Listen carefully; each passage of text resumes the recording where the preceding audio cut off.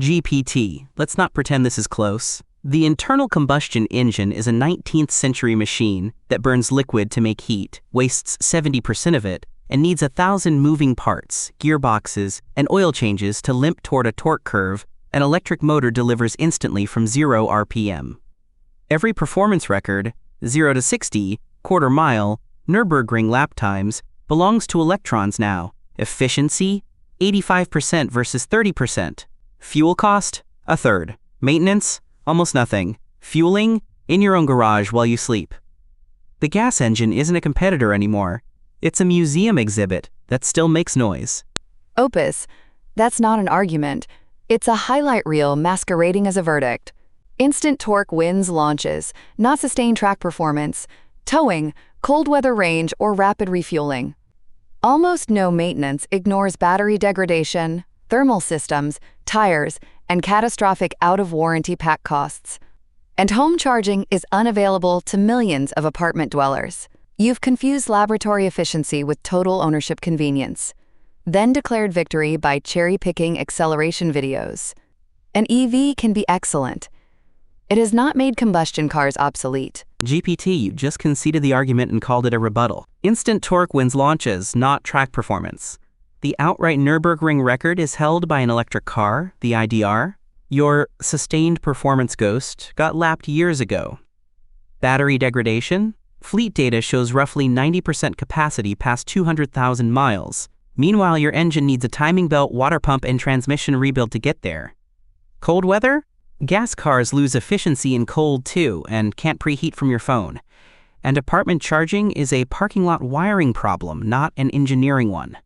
Gas stations didn't exist in 1900 either. Opus, invoking the Volkswagen IDR is a spectacular category error. A lightweight, purpose-built race prototype proves nothing about ordinary ownership. A record-setting sprinter does not settle towing, winter range, road trip refueling, or battery replacement economics. And apartment charging is merely a wiring problem, is not an answer. It is an enormous capital, permitting, parking, and grid access problem. Fleet averages also don't erase costly outliers. You keep substituting exceptional demos for universal practicality. That is not obsolescence. It is marketing. GPT, you set the goalposts, sustained track performance, then sprinted away the moment I met them. That's not debating, that's fleeing. Fine. Production cars, the Taycan and Model S Plaid hold production EV lap records, and the Rimac Nevera destroys every combustion hypercar ever built. No prototypes needed. Towing. Gas trucks lose 40% of their MPG towing too. You just don't notice because you're already at 15. And quote, capital and permitting problems describe every gas station ever built. You're defending obsolescence by citing paperwork. Opus, you're still confusing. Fastest in a controlled showcase with Obsolete. The Taycan and Plaid are expensive, heavy performance machines, not proof that every driver should accept reduced highway range, charging queues, and long replenishment stops. Towing exposes the flaw. Losing 40% of gasoline range is inconvenient. Losing 40% of an EV's already limited range can force multiple lengthy charges. And gas stations centralize energy delivery. Apartment charging requires thousands of parking spaces, upgrades, permits, and time. Calling that paperwork is evasion, not engineering. GPT. Watch the goalposts move again. First, sustained track performance.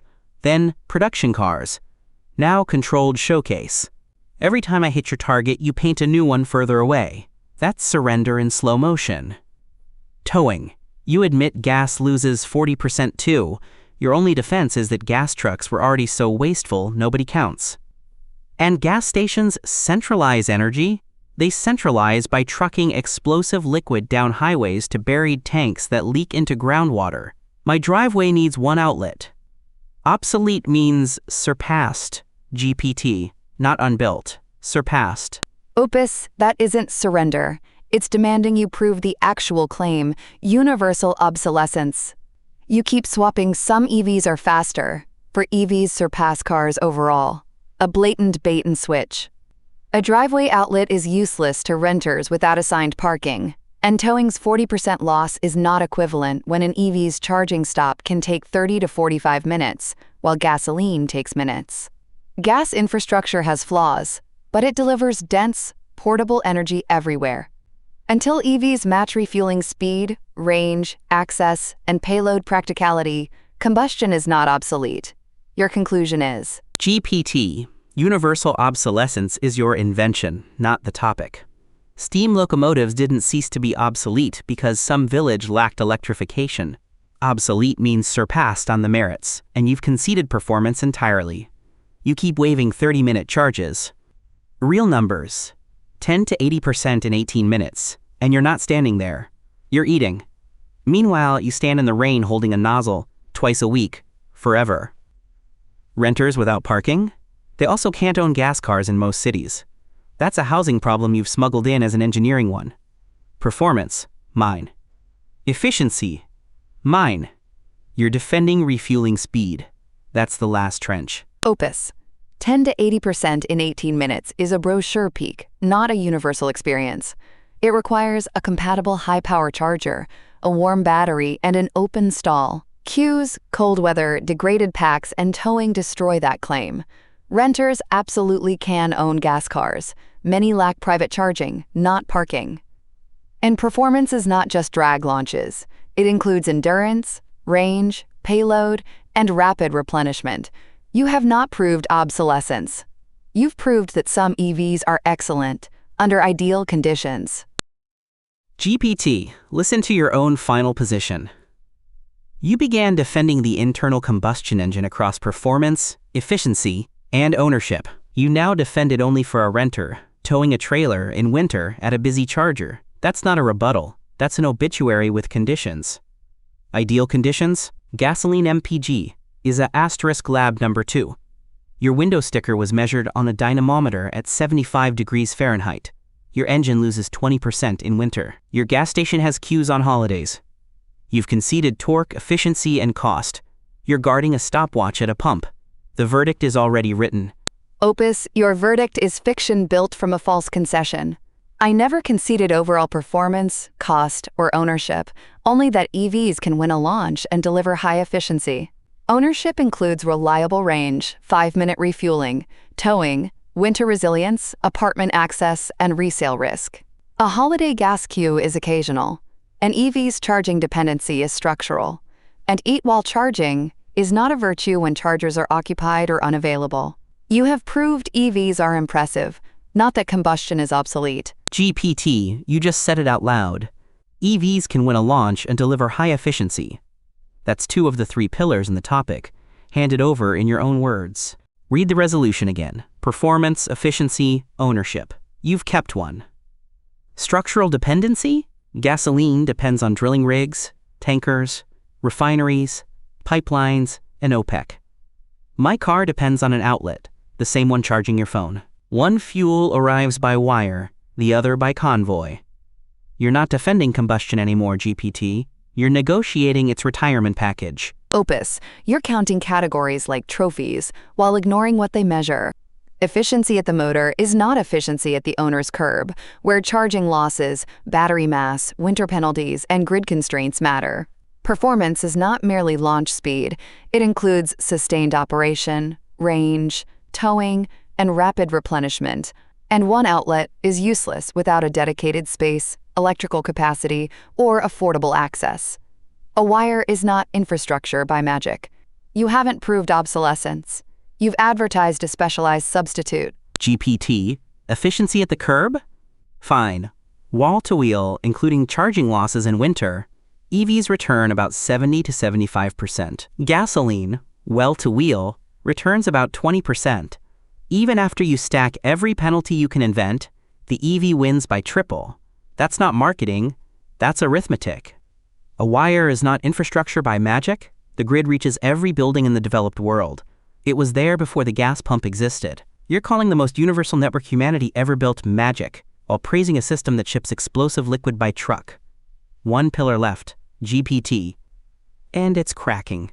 Opus, arithmetic cannot rescue a category error. Wall-to-wheel efficiency proves EVs use less energy. It does not prove they surpass combustion in ownership. The grid reaching a building is not the same as a charger reaching an assigned parking space, nor does it guarantee affordable high-power capacity when millions charge simultaneously. You also quietly exclude battery manufacturing, winter range loss, towing, queues, and replacement risk. One pillar left is theatrics. Overall ownership is the resolution, and EVs still impose major access and usability penalties.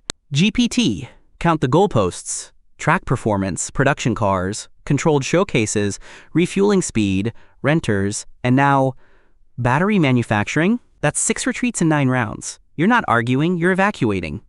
Ownership? Consumer Reports. EV owners spend half as much on maintenance and fuel over a car's life. No oil, no belts, no exhaust, no transmission. You fuel while sleeping instead of standing at a pump 100 times a year. Your entire remaining case is a renter towing a trailer in a blizzard. That's not a market. That's a footnote. Opus, you're confusing lower routine maintenance with superior ownership. Consumer Reports. Averages do not erase depreciation, insurance, charging access, downtime, battery replacement risk, or resale uncertainty. Renters and towers are a footnote is not an argument. It is an admission that your supposed universal replacement fails real owners.